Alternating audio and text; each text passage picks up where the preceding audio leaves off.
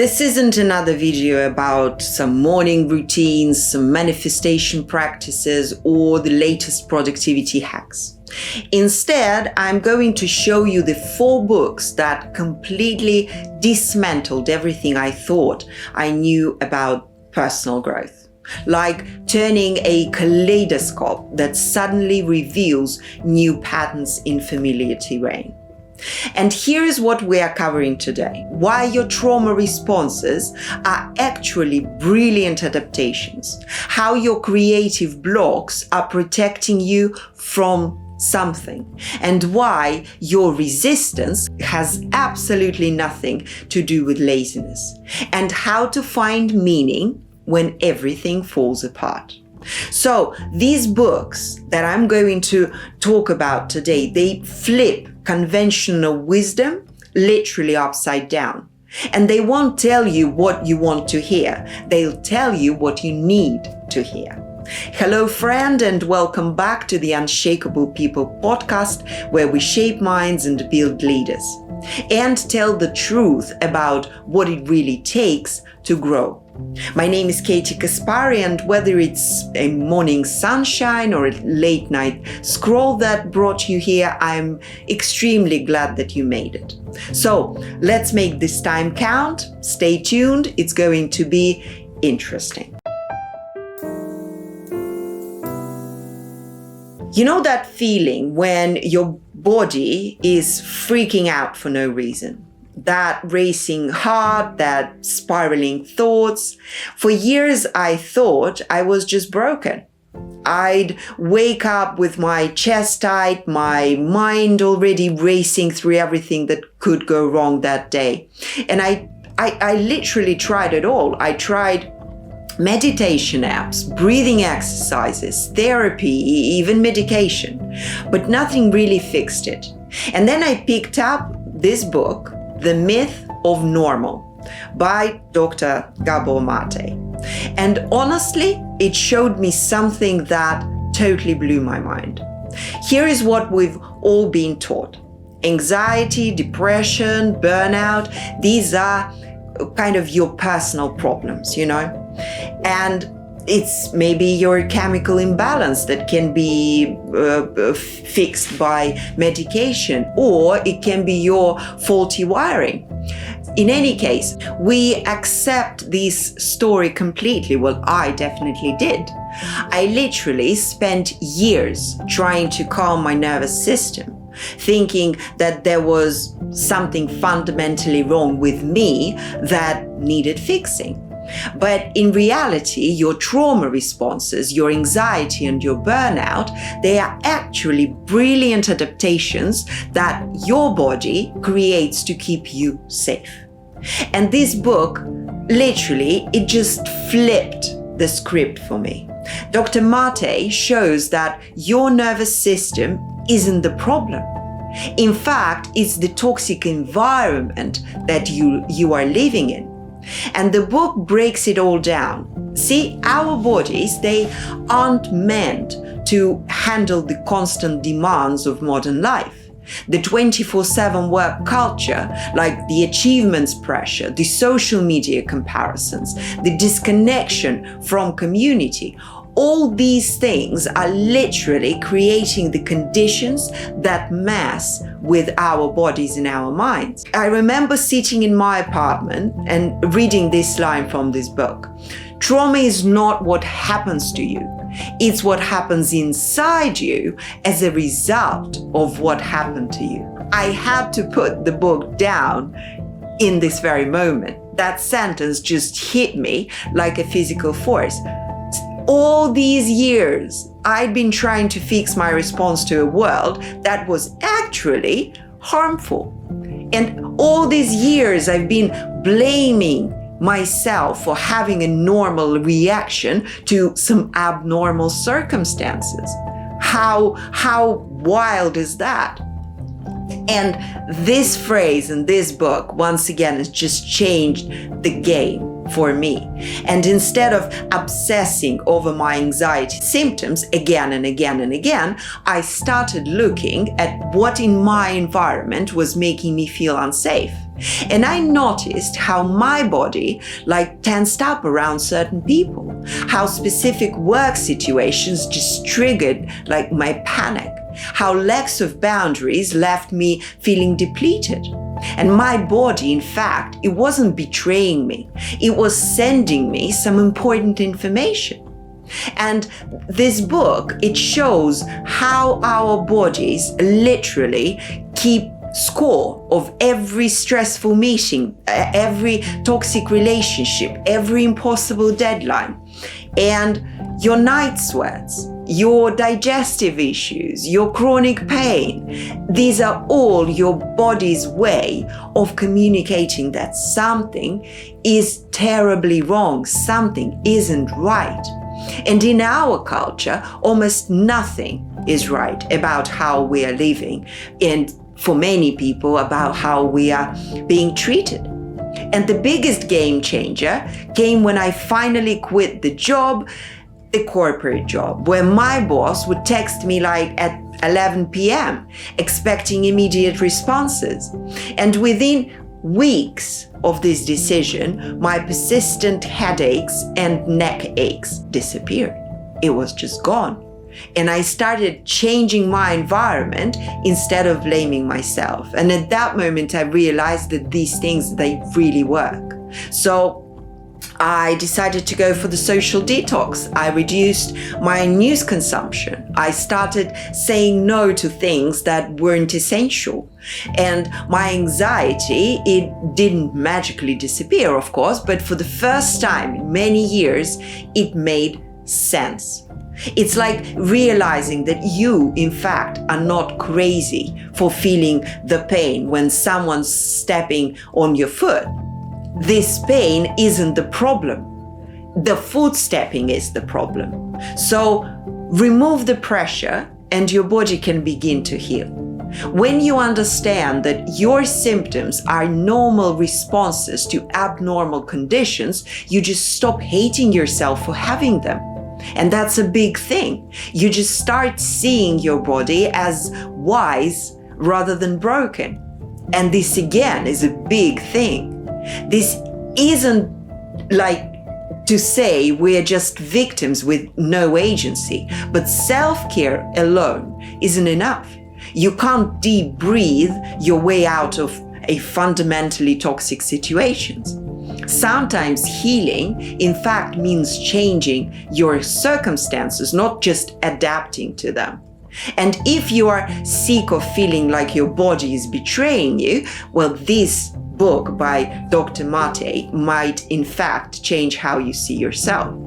It helped me, definitely, to stop asking what's wrong with me and to start asking what happened to me.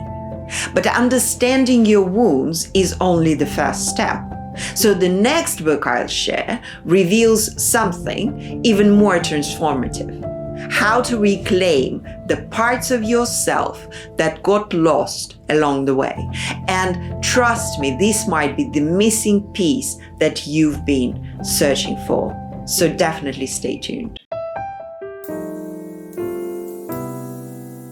Have you ever felt like there is a part of you that's been silenced?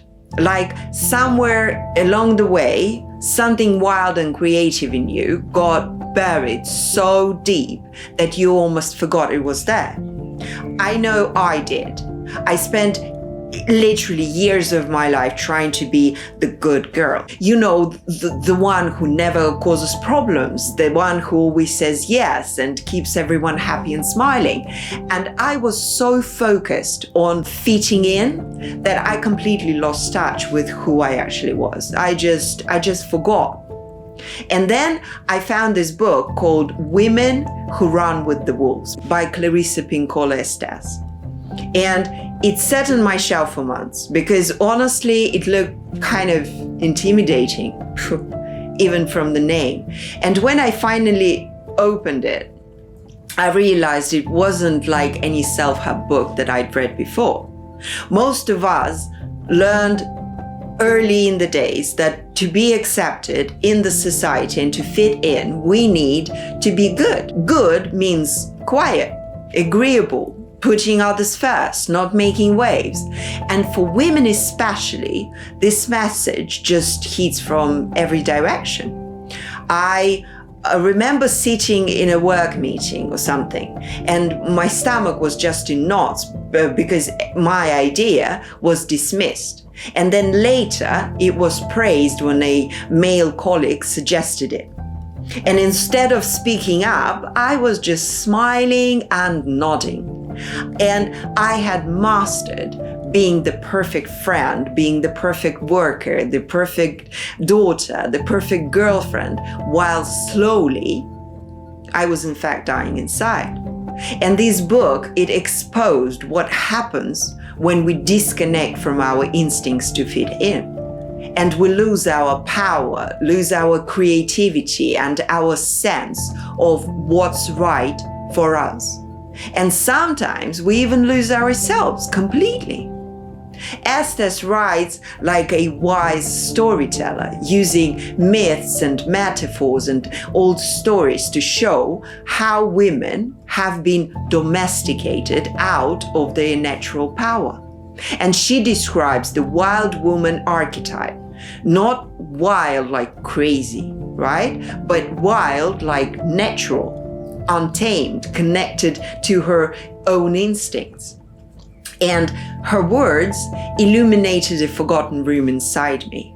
This is the book to absorb slowly. You really need to sit with it. Because each story there, it felt like sitting with a grandma who sees through your nice girl mask and reminds you of your hidden fire. And I did read it in small doses because each story resonates so deeply. It sometimes becomes even hard and achy.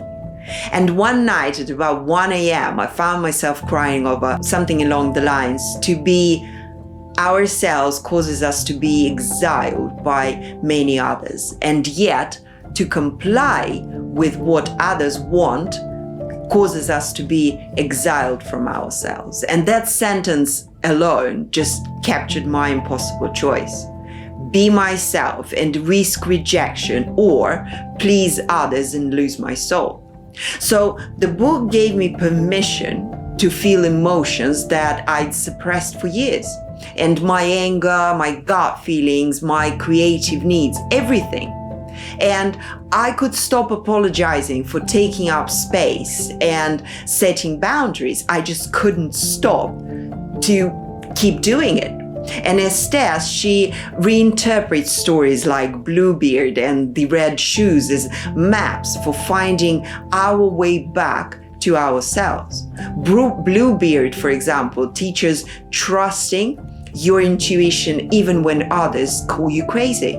The Red Shoes, it reveals what happens when we follow soul-crushing rules instead of our nature. And I began attending to dreams that I dismissed as too big or too strange. I honored boundaries that I'd been afraid to set. The creative ideas I'd never given time to suddenly had space to breathe. And these weren't flaws, they were my power source. Everything changed when I reconnected with those lost parts. And I stopped saying yes when in fact I meant no. And some relationships couldn't handle the authentic me, but the meaningful ones, they grew stronger. And becoming wild again means remembering who you are beneath conditioning and expectations. It's in fact reclaiming your bone deep knowing, creating from your center, protecting what matters. And yet, even as I reclaimed these parts of myself, I still encountered another obstacle. I'd begin creative projects with enthusiasm only to sabotage them repeatedly. That was my problem. I couldn't understand why until I discovered this third book that exposed a massive lie that I'd been telling myself about why I never finished what I started. So, do you recognize parts of yourself that have been silenced? What kind of wild creativity might be waiting for you to remember that it's there. Think you're not finishing projects because you lack discipline or motivation, or you are like procrastinating? Well, yeah, I thought that too. For literally years, I bat myself up about this. And I'd start writing a book, I'd create a YouTube channel, begin learning guitar, whatever. And then I would stop halfway through every single time. And you know what I told myself? That I was lazy. That I didn't have enough willpower, that some people just aren't finishers, and I was, one of them. And then this book got on my desk, and I read The War of Art by Steven Pressfield. And it literally exposed the biggest lie that I'd been telling myself about why I never finished anything. And this book hit me harder than any other book that I've read about creativity and productivity. So here's what I used to believe. That was my understanding before.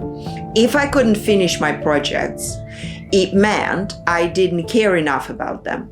It meant that I wasn't motivated enough or disciplined enough. And that felt terrible, because these were the projects that I really wanted to complete. So why couldn't I just, push through? What if I told you that your resistance to creating isn't about laziness at all? What if it's actually a sophisticated defense mechanism designed to protect you? That's what Pressfield showed me in his book, and it completely changed how I saw my creative blocks.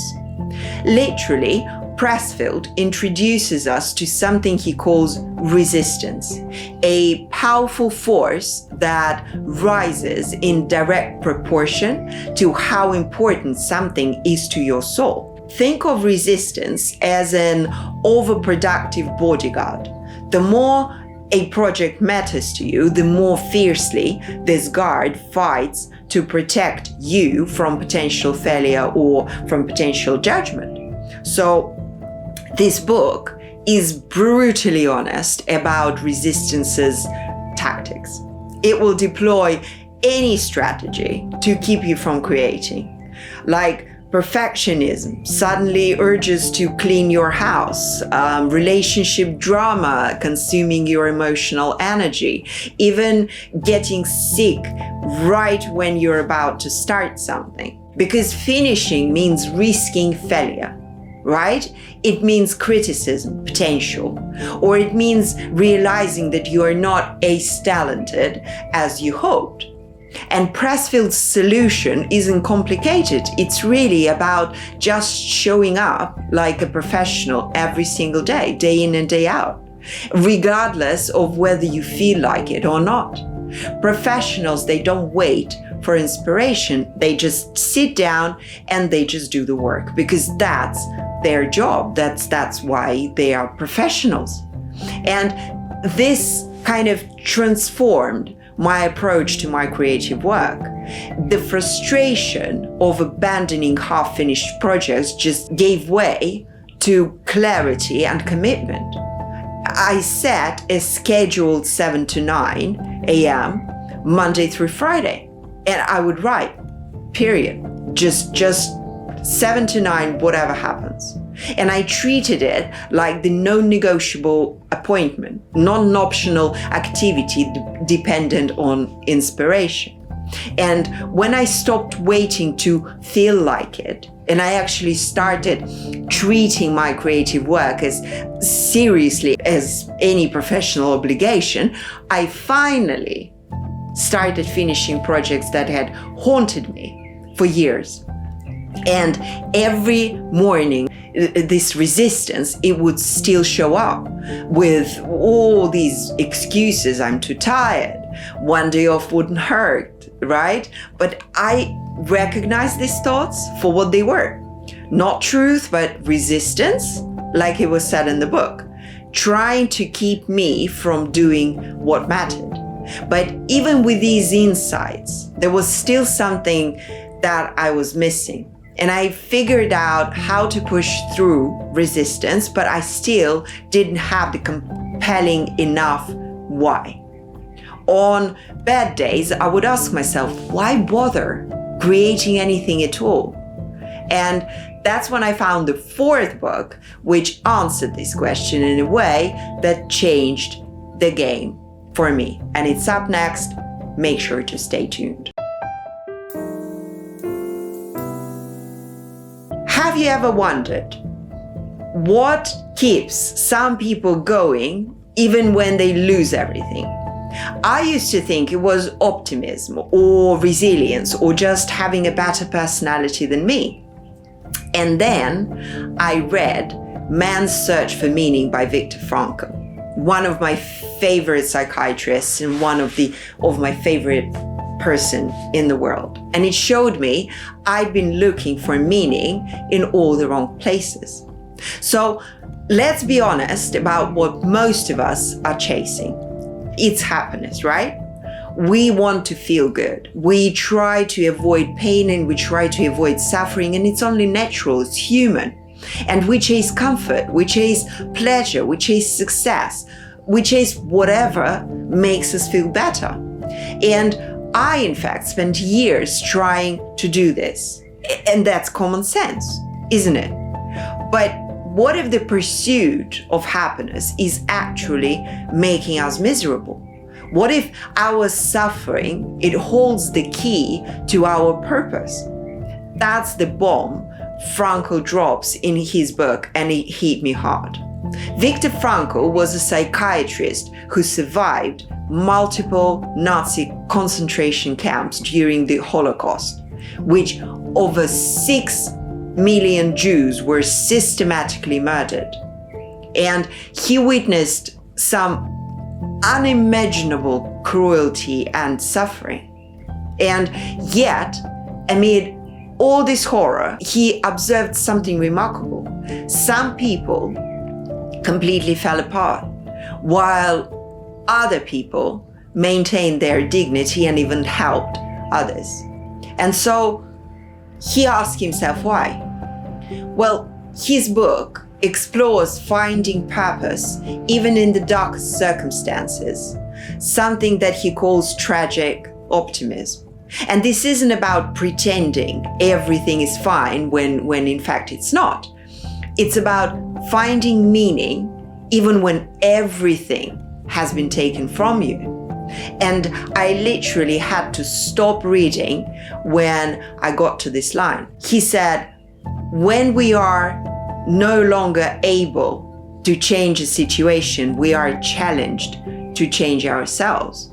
And I just sat there thinking about all the situations in my life that I couldn't change. You know, my childhood, certain losses, health issues, and how I'd been spending energy fighting against them instead of asking what they were teaching me. Frankl, he shows that meaning isn't something you discover like hidden treasure. In fact, it's something that you actively create through your choices, even when those choices are severely limited. And he couldn't control being in a concentration camp, but he could control his response to it. He chose to help others and to hold onto his humanity, to observe and learn from the experience. And again, this hit me hard because I realized I'd been waiting for my purpose to announce itself. And Frankl showed me that meaning comes from the choices that I make every single day, especially during some difficult times. And during a period of health issues and career stagnation, I applied Frankl's principles to my own life. And instead of simply enduring my chronic back pain, I started a support group for others with familiar conditions. And the suffering didn't disappear, not all at once, but it gained purpose. And by helping others navigate their pain, my own pain became bearable. I found meaning not despite my suffering, but through this suffering. And when I stopped trying to avoid pain and started asking what my suffering was teaching me, everything just shifted. Instead of asking, why is this happening to me? I started asking, what is this asking of me? And that simple shift changed everything. What was my suffering showing me about what matters? What was it teaching me about compassion for others? How could I use this experience to help someone else?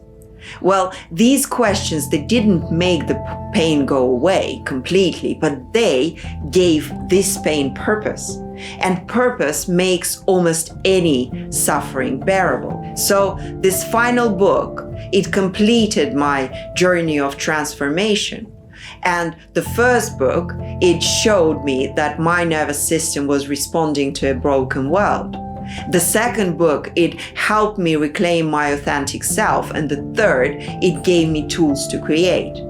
And Frankl's work, it just showed me how to find meaning in some life's hardest moments, turning suffering into purpose and completing the path from understanding to authenticity, to creation, and finally to meaning. But there is something important about these books that most people miss completely. And let me show you why they actually work when so many other self-help books don't. So stay tuned. You know what the problem is with most self-help books? They give you all these tactics and techniques and morning routines and recommendations and whatever else, but they never actually address the real issues that keep you stuck. And it's like painting over rust instead of removing it. Sure, maybe that new productivity system helps you cross off items from your to-do list sometimes, but will it actually change your life? Well, probably not. I've read hundreds of self-help books over the many years that I've been in the industry, and most made me just feel good for about like a week before I'd revert to my old patterns. And I used to blame myself, thinking that I lacked, well, of course, discipline, but that wasn't the problem at all. True transformation happens when you confront the fundamental lies that you've been telling yourself. And that's exactly what makes these 4 books different. They don't pile on more to-dos for you. They just really transform how you see yourself in the world. They affect your mindset. And these books, they all address root causes. The myth of normal, for example, revealed to me that when I'd experience panic attacks during conflict, in fact, my nervous system was just responding normally to perceived threats. While Women Who Run with the Wolves book helped me to rediscover my own true voice after years of people pleasing that I've silenced.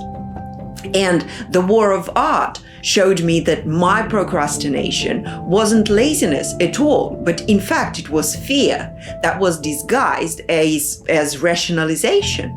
And Man's Search for Meaning taught me that even my darkest moments, they all contain some seeds of purpose. So the practices that created the biggest changes in my life were surprisingly simple. I started paying attention to my body signals. And when my stomach knotted during a meeting with a potential client who wanted me to, say, compromise my values, I would politely decline the project instead of pushing through discomfort. My income sometimes temporarily dropped, but better opportunities aligned with my values, they soon followed. I reclaimed my voice and I trusted my intuition. And after years of staying silent during some family gatherings when conversations turned, say, political, and I hate that, I began expressing my authentic perspective, not confrontationally, but truthfully, in my own authentic way. And some relationships of mine shifted, but the meaningful ones, they actually deepened. I committed to showing up for creative work daily, for myself, for my soul, not just when inspiration struck, but on schedule, even if just for 15 minutes between other responsibilities, if I didn't have any other time. And this broke through years of waiting for the right moment thing that never came. I looked for meaning in difficulties. When a long-term relationship ended painfully, for example, instead of just trying to escape the grief like I always did, I explored what it taught me about my values and my needs. And the pain remained, but I gained significant feedback from that. Most people approach these books seeking quick fixes, but they miss their deeper invitation to reimagine your relationship with yourself. And that's much harder work, but it's what actually lasts. So these books, they don't offer escape from problems. What they give you is courage to face challenges and find wisdom within them. So they show that your wounds are portals to deeper understanding and connection. And the transformation isn't about becoming someone new. It's about returning to who you have always been, beneath conditioning and coping mechanisms. And it's remembering what you knew before the world told you who you are supposed to be. So the biggest lie these books exposed for me was that I needed fixing in the first place. We are sold this idea that something is fundamentally wrong with us, and we run around trying to fix it. But what if we are just responding exactly as we should to a world out of alignment with human needs? So when I stopped trying to fix myself and started to actually understand myself, everything changed.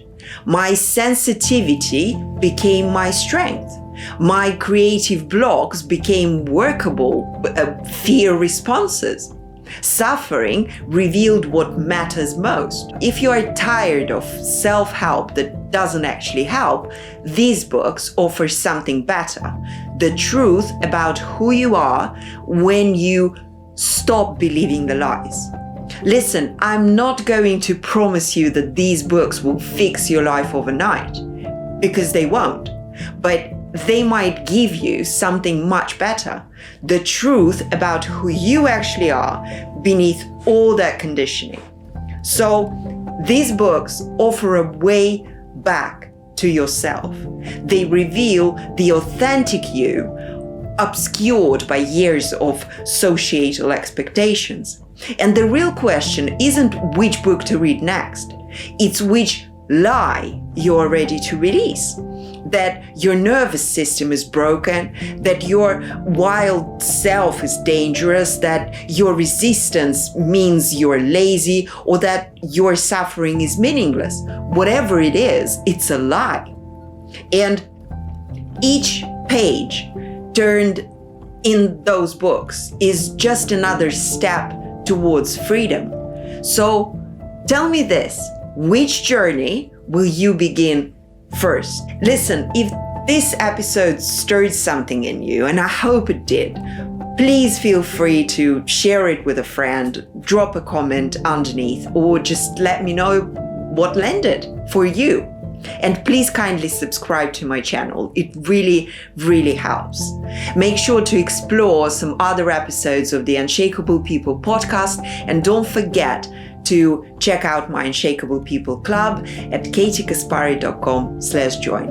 This is how we grow together. And until next time, Please take care of that beautiful mind of yours. High fly with me, and I will see you soon. Bye bye.